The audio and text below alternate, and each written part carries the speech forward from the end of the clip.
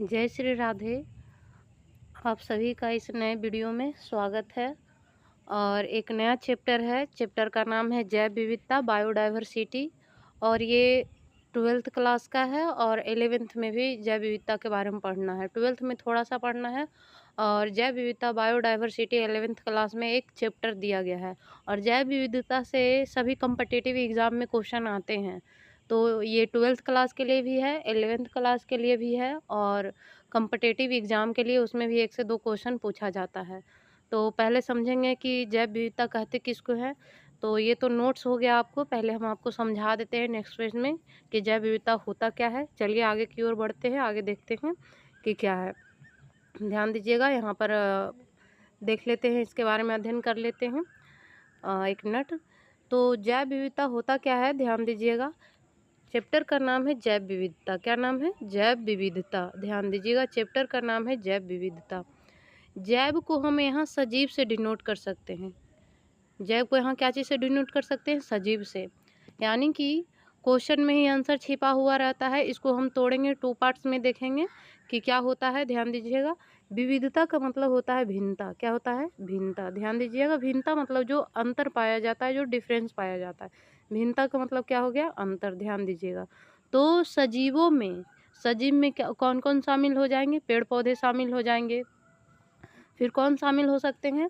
जीव जंतु शामिल हो जाते हैं।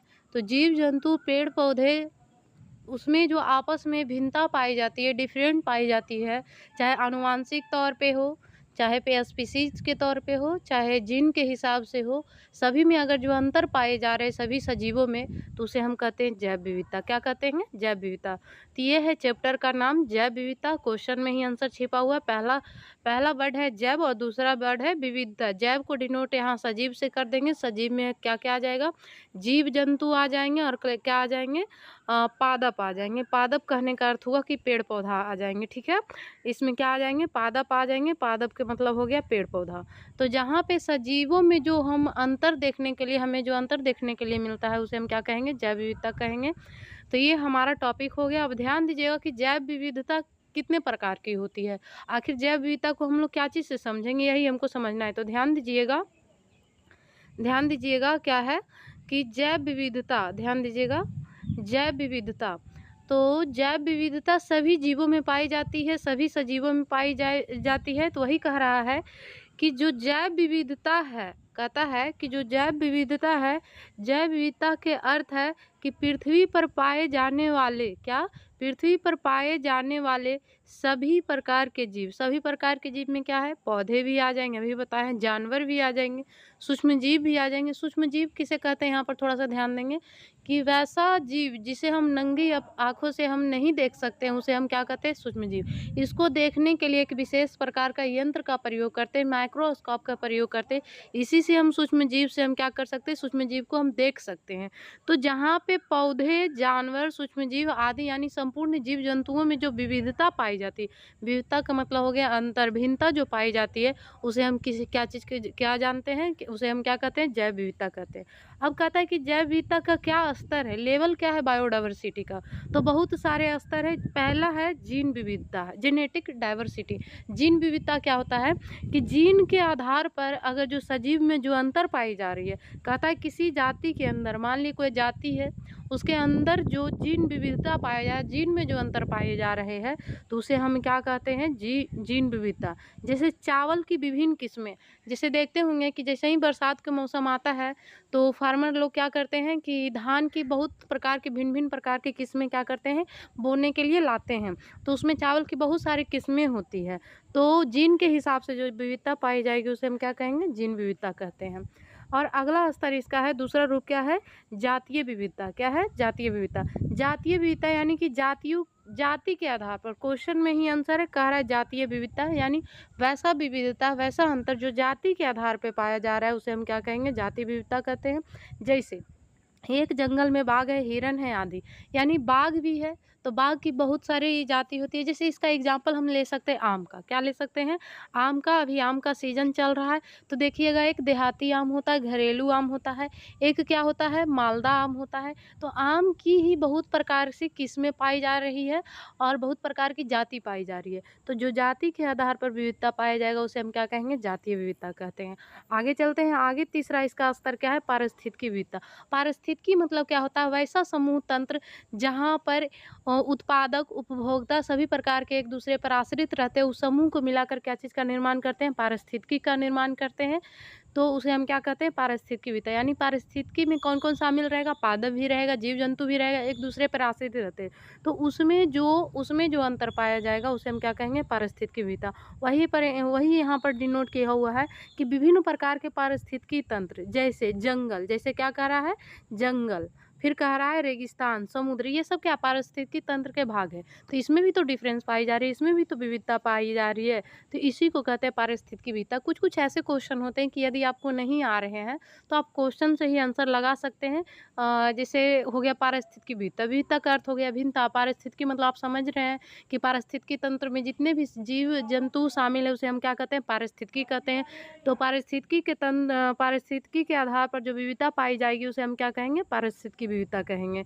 आगे ध्यान देंगे, कहता है कि पारिस्थितिकी विविधता का क्या महत्व है? पहला महत्व है कि पारिस्थितिकी संतुलन बनाए रखने के लिए सभी एक समान रहेंगे तो क्या पारिस्थितिकी तंत्र का विकास हो सकता है? नहीं हो सकता है। सभी अलग-अलग जाति के रहेंगे तो हमें क्या है? अलग-अलग फ़ायदा हो सकता है। तो पारिस्थितिकी तंत्र है उसको बस संतुलन बनाए रखने में कौन मदद करता है? जैव विविधता। अलग-अलग तरह के जीव रहेंगे तो अलग-अलग तरह के जीवों का क्या होगा? विकास होगा, पारिस्थितिकी तंत्र में देखने के लिए मिलेगा। तो ये होता है पहला, इसका पहला महत्व है। दूसरा महत्व है कि खाद्य श्रृंखला का संचालन। जैसे सब अलग-अलग रहेंगे तभी ना खाद्य श्रृंखला का संचालन मतलब होता है कि एक जीव दूसरे जीव पर आश्रित रहती है, खाद्य यानी भोजन योग्य। तो जैसे हिरन है तो हिरन घास खाती है, फिर खरगोश भी खाती है। जैसे बाघ है तो बाघ क्या करेगा? हिरन को खाएगा या मांस खाएगा। तो एक दूसरे पर क्या है? आश्रित है। तो सभी अलग-अलग है तभी तो आश्रित है। एक जैसे रहेंगे तो आश्रित होंगे क्या? नहीं। तो इसका क्या है? दूसरा महत्व है खाद्य श्रृंखला। आगे चलते हैं। औषधि का स्रोत। यहाँ औषधि मतलब कि पहले के बोला जाता था औषधि बोला जाता था, अब इसे प्रेजेंट टाइम में क्या बोला जा रहा है? मेडिसिन बोला जा रहा है। औषधि को ही अपडेट वर्जन क्या है? मेडिसिन है। तो एक पौधा से हम किसी जड़ी बूटी नहीं बना सकते हैं। बहुत सारे ऐसे मतलब बहुत सारे मतलब यहाँ से दिमाग लगा सकते हैं कि बहुत सारे प्रकार की बीमारी है, तो बहुत सारी दवाइयाँ भी अलग-अलग चलती है। ऐसा तो नहीं है कि हमें जुकाम हुआ है तो जुकाम का एक ही जो दवा है जुकाम का भी खा लेंगे। फिर बुखार हुआ है तो बुखार का वही दवा खा लिए, नहीं। सबका क्या है? अलग-अलग है। तो अलग-अलग पेड़-पौधे रहेंगे तो उससे अलग-अलग दवाइयाँ का निर्माण होगा। तो ये भी क्या है? इसका तीसरा महत्व है। आगे देखेंगे कि पारंपरिक ज्ञान और संस्कृति से जुड़ाव। अब संस्कृति से इसका क्या जुड़ाव है? कुछ ऐसे भी जीव-जंतु हैं जो सांस्कृतिक से जुड़ाव रखते हैं। जैसे एग्ज़ाम्पल करते हैं, जो बैल होते हैं वो महादेव से जोड़ा जाता है, जो गाय होती है उसे गौ माता जोड़ा जाता है। फिर जैसे पेड़-पौधे हो गए, पौधे में केला के वृक्ष देखते हैं तो उसे विष्णु भगवान से जोड़ा जाता है। तो ये क्या करता है? पारिस्थितिकी विविधता हम भी हमें क्या करता है? संस्कृति से क्या करता है? जोड़ता है। अब कहता है महत्व तो हम समझ रहे हैं बट इसका खतरा क्या है? खतरा मतलब यहाँ पर इसका थ्रेट्स क्या है? तो कहता है वनों की कटाई। वनों की कटाई से क्या हो रहा है? जीव विलुप्त हो रहे हैं। तो विभिन्न प्रकार की विभिन्नता हमें देखने को नहीं मिलेगा। अगला है प्रदूषण। प्रदूषण मतलब होता है, यहाँ पर प्रदूषण के बारे में थोड़ा-सा मेंशन कर देंगे कि प्रदूषण क्या होता है। तो प्रदूषण मतलब वैसा कोई भी कारक जो हमारे वातावरण को दूषित करती है, गंदा करती है, वो क्या कहलाती है? प्रदूषण कहलाती है। और वह कारक जो वातावरण को प्रदूषित कर देती है, वो प्रदूषित कारक कहलाती है। तो प्रदूषण बहुत प्रकार के होते हैं, जैसे जल प्रदूषण हो गया, मृदा प्रदूषण हो गया, वायु प्रदूषण हो गया। तो ये है प्रदूषण। तो इसका जो खतरा है ये प्रदूषण के कारण भी हो सकता है। अगला कह रहा है शिकार और अवैध व्यापार। जैसे शिकार कर रहे हैं, अंधाधुंध हम शिकार कर रहे हैं, कोई-कोई ऐसे भी जीव है जो विलुप्त होने के कगार पे है। अवैध व्यापार क्या हो गया? ध्यान दीजिएगा, जैसे एक पुष्पा फ़िल्म आई थी, तो उसमें लाल चंदन दिखाया गया था। तो उसका अवैध रूप से क्या कर रहा है? व्यापार कर रहा है कि अत्यधिक मात्रा में काट कर उसको यहाँ से लेन-देन किया जा रहा है। तो वैसे भी प्रकार का क्या हो गया? ये एक प्रकार का खतरा है। कह रहा है प्राकृतिक आवास का विनाश। यानी कि होता क्या है कि जनसंख्या बढ़ रही है तो अपने आवास के लिए क्या करता है? प्रकृति को क्षति पहुँचाता है। अगला कह रहा है जलवायु परिवर्तन। जलवायु परिवर्तन क्यों हो रहा है? हम वनस्पति को, पेड़-पौधे को जितना जैव विविधता को जितना नुकसान पहुँचाएँगे, जलवायु परिवर्तन होगा ही। देखिएगा कि अभी के मौसम में जहाँ पानी का टाइम नहीं होता वहाँ बरसात हो जाती है, जहाँ गर्मी भी अत्यधिक मात्रा में हो रही है, फिर ठंडी भी बहुत मात्रा में हो रही है, जो कि पहले ऐसा नहीं होता था। मतलब बोला जाता है बिन मौसम बरसात वही हो रहा है कि ना टाइम है ना कुछ है, और कभी भी कुछ हो जाना, इसी को कहते हैं जलवायु परिवर्तन। अभी एक शहर से न्यूज़ आ रही है कि वहाँ बादल कट-कट के गिर रहे हैं। वो बादल यूँ ही नहीं कट-कट के गिर रहे हैं, वो प्रदूषण के कारण भी हो सकते हैं और प्रदूषण के कारण के साथ-साथ क्या है, हमारा वातावरण जो है, प्राकृतिक वातावरण जो है, उसके साथ हम लोग क्या कर रहे हैं, खिलवाड़ कर रहे हैं। तो वो भी तो अपना रूप दिखाएगा, तो ये खतरे का कारण है। आगे चलते कह रहा है कि इसका क्या उपाय है, हम इसको कैसे संरक्षित कर सकते हैं। तो एक चीज़ ध्यान दीजिएगा, जो खतरा है उसी को हम अपोजिट कर सकते हैं, तो वो हमारे लिए क्या बन सकता है उपाय। जैसे फॉर एग्जाम्पल पहला था कि वनों की कटाई, तो वनों की नहीं कटाई करेंगे, तो ये उपाय हो गया। प्रदूषण कम प्रदूषित करेंगे, प्रदूषण ना के बराबर करेंगे। प्रदूषण नहीं हो, ये हो ही नहीं सकता है, क्योंकि आजकल कल कारखाने हैं, घर में तो प्रदूषण हो रहा है, बाहर में नहीं कैसे होगा, मगर कम मात्रा में कर सकते हैं। शिकार और अवैध व्यापार नहीं करेंगे, मतलब जो खतरा है उसी को अपोजिट कर देंगे, तो ये हमारा क्या हो जाएगा, मतलब संरक्षण हो जाएगा। कहता है राष्ट्रीय उद्यान अभयारण्य जीवों की उनके प्राकृतिक आवास में क्या कर सकते हैं, संरक्षित कर सकते हैं। ध्यान दीजिएगा, कह रहा है भारत में जैव विविधता का क्षेत्र, क्या बोल रहा है, भारत में जैव विविधता का क्षेत्र। तो भारत में जैव विविधता के कितने क्षेत्र है, भारत में जैव विविधता के कितने क्षेत्र है, तो 4 क्षेत्र है। कितने क्षेत्र है, 4 क्षेत्र है। ध्यान दीजिएगा, भारत में जैव विविधता का कितना क्षेत्र है, 4 क्षेत्र है। पहला क्षेत्र है हिमालय, पहला क्षेत्र क्या है, हिमालय। दूसरा क्षेत्र है पश्चिमी घाट, और तीसरा क्षेत्र है पूर्वोत्तर भारत, क्या है, पूर्वोत्तर भारत। और चौथा क्षेत्र है अंडमान और निकोबार। इसको देखिए ऐसे समझिएगा, हॉट स्पॉट के मतलब होता है तप्त स्थल क्षेत्र। ध्यान दीजिएगा, कोशिश करेंगे यहाँ पर बनाने के लिए। ये हो गया आपका, देखिएगा ये आपका हो गया, ये यहाँ ऐसे, ये हो गया आपका भारत। तो यहाँ पर जो है क्या है, हिमालय है, क्या है, हिमालय। तो यहाँ पहला भाग ये हो गया तप्त स्थल का। दूसरा पश्चिमी घाट, क्या है, पश्चिमी घाट। ये पश्चिमी घाट भी क्या है, हॉट स्पॉट क्षेत्र, क्या है, हॉट स्पॉट। और तीसरा अंडमान है, और फिर पूर्वी भारत है, क्या है, पूर्वी भारत। पूर्वी भारत ये हो गया नॉर्थ, ध्यान दीजिएगा, ये हो गया साउथ, ये हो गया ईस्ट, ये हो गया वेस्ट, क्या हो गया, वेस्ट। तो पूर्वी भारत बोल रहा है, पूर्वोत्तर भारत में ये क्या है, हॉट स्पॉट क्षेत्र है। तो जैव विविधता के कितने क्षेत्र है, 4 क्षेत्र है। कितने क्षेत्र है, 4 क्षेत्र।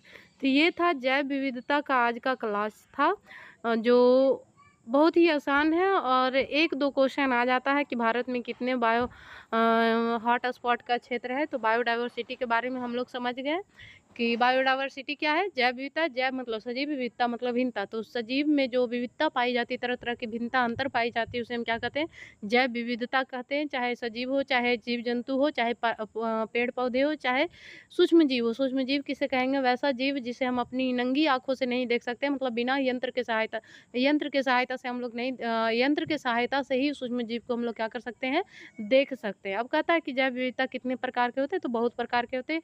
तो क्वेश्चन में ये आंसर आता है स्पीसीज विविधता। तो स्पीसीज के आधार पर जो विविधता पाई जाएगी उसे स्पीसीज विविधता कहेंगे। पारिस्थितिकी विविधता कहेंगे, पारिस्थितिकी तंत्र के आधार पर जो विविधता पाई जाएगी उसे हम पारिस्थितिकी विविधता कहेंगे। आनुवांशिक विविधता, आनुवांशिक के तौर पर जो विविधता पाई जाएगी उसे हम आनुवांशिक विविधता कहेंगे। तो ये कुछ इसका महत्वपूर्ण बिंदु था, और क्षति उसी को अगर जो हम अपोजिट कर देंगे तो संरक्षित के रूप में बदल जाएगा। तो ये था आपका जैव विविधता के बारे में। अगर जो कहीं पर कुछ भी अगर जो मिस्टेक हुआ होगा तो उसके बारे में ज़रूर बताइएगा, और कमेंट करिएगा, और थोड़ा-सा एक काम करिएगा कि इसको सब्सक्राइब कर दीजिएगा और शेयर करिएगा, ताकि लाइव आकर हम ठीक से पढ़ा पाएँ। यहाँ पे ठीक से नहीं पढ़ा पाते हैं। जय श्री राधे, जय श्री राम। कमेंट ज़रूर करिएगा। जय जय श्री राधे।